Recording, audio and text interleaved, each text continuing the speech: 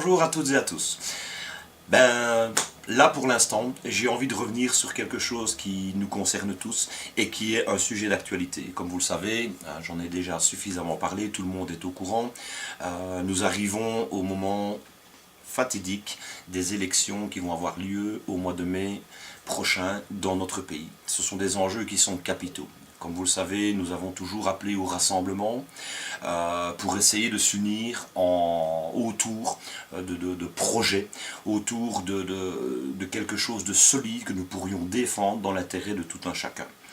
Il est vrai que je dirais que tout le monde a envie, à son niveau, à sa manière, a envie de contribuer à ce changement qui est plus que nécessaire aujourd'hui. Et je pense que ça, tout le monde en est conscient. Et loin de moi, et loin de nous, de s'inscrire dans une logique ou illogique, je dirais plutôt accusatrice, en pointant du doigt telle ou telle personne. Je pense qu'aujourd'hui, le changement est tellement demandé que c'est vrai qu'il y a plusieurs directions. Il y a plusieurs directions qui sont prises par les uns, par les autres, afin d'essayer de faire aboutir ce en quoi on croit profondément. Maintenant, malgré tout ça, il faut quand même rester logique.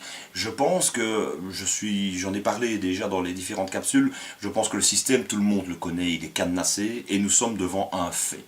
Et aujourd'hui, je pense que le changement ne pourra intervenir qu'à partir du moment où on peut changer un mode de fonctionnement.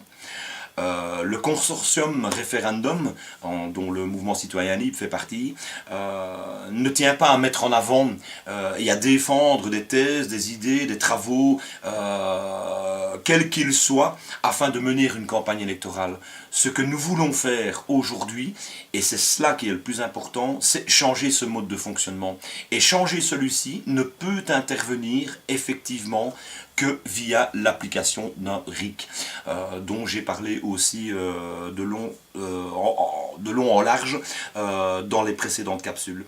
C'est notre objectif. Nous irons donc aux élections, les uns et les autres, sous la même bannière, la bannière référendum, cette bannière qui va simplement demander, faire la pression maximale pour instaurer dans notre constitution ce RIC. Pourquoi ? Parce que sans le RIC, un programme, ce sont des promesses. Ce sont des promesses qui restent des promesses. Et la grosse différence, c'est qu'avec le RIC, ces mêmes promesses, avec un vote majoritaire, deviennent des faits. Et ça, c'est vraiment le plus important. C'est ce qui doit être notre moteur. C'est-à-dire que s'inscrire aujourd'hui dans une logique systémique du passé, en se disant oui, on va y aller, on va leur montrer à tous ces politiciens, au système, on va y aller avec notre programme.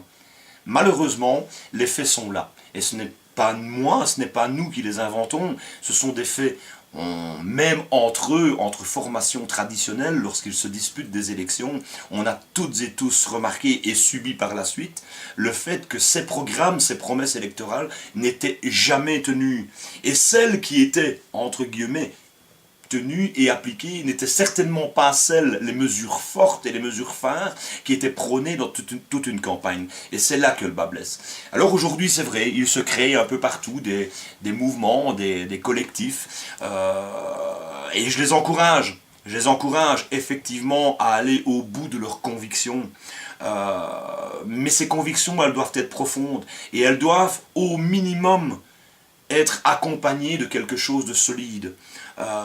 On ne peut pas s'investir, on ne peut pas s'unir autour de quelque chose qui n'existe pas, simplement pour pouvoir être une force de plusieurs mouvements, mais qui ne défend quoi ?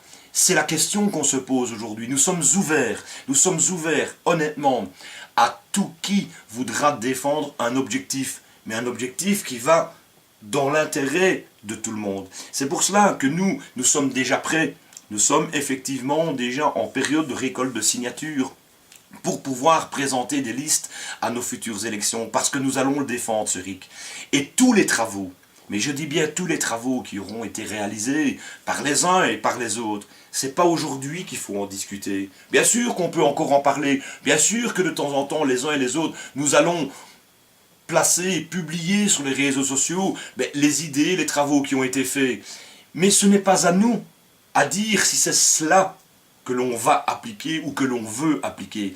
Je pense que la vraie démocratie, c'est de pouvoir faire abstraction du travail que l'on a fait sans le livrer en pâture comme étant la seule manière de faire, mais c'est de pouvoir se dire qu'à un moment, via le RIC, on va pouvoir débattre de tous ces travaux, de tous ces sujets importants et qui ont été étudiés pour que tout le monde puisse s'y retrouver. Et ces sujets-là, ils devront être effectivement mis en débat public et être soumis au RIC pour l'approbation ou non d'une majorité de la population. C'est cela qu'on veut vraiment mettre en place, parce que c'est tellement important. Il s'agit, on ne parle pas ici, nous ne sommes pas dans un concours, nous ne sommes pas dans une compétition, nous ne sommes pas à la recherche d'un pourcentage. Tout ça, c'est des choses connues, c'est des choses avec lesquelles le système vit, survit, impose depuis des années. Alors que les enjeux sont tellement bien plus pointus que cela, c'est pas une compétition. C'est honnêtement pouvoir demain vivre dans un monde, dans une société bien plus juste, bien plus équitable, où tout le monde participe à sa destinée, tout le monde participe à son avenir, et tout le monde a le droit de choisir si oui ou non telle direction est envisageable, si chacun d'entre nous, nous pouvons y retirer un bien-être profond. C'est cela qui est le plus important.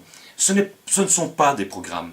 Et je voudrais simplement appeler à la raison, appeler au rassemblement et demander à tout le monde, mais vraiment à tout le monde, à tous les citoyens que nous sommes, de réfléchir en âme et conscience à ce qu'ils veulent pour demain, à ce qu'ils veulent pour leur enfant, à ce qu'ils veulent pour l'avenir des générations futures.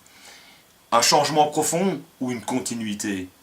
S'inscrire dans la plus pure tradition d'un système que l'on veut quitter, c'est choisir la continuité. Par contre, aller au bout de ses convictions, les défendre, becs et ongles, comme on défendrait son enfant, son bébé, pour pouvoir instaurer un outil qui va permettre à tout un chacun de mener une vie conforme à la dignité humaine, en respectant les droits et les libertés de tout le monde, et je dis bien de tout le monde, ça c'est un objectif réel. Donc ce message se veut positif, il se veut rassembleur, et quoi qu'il en soit, et je dis bien quoi qu'il en soit, et quelles que soient les décisions des uns et des autres, jamais, mais jamais, nous nous opposerons à d'autres citoyens qui veulent mener un autre combat. Et je pense que c'est une question de respect des uns des autres. Et quelque part, je pense qu'il est important de savoir en réalité ce que l'on veut vraiment.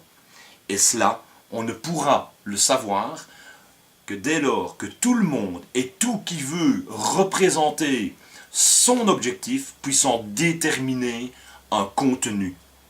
Avancer uniquement avec un contenant n'a jamais rien amené dans la société. Je vous remercie et on se retrouve bientôt. En avant, référendum. Merci.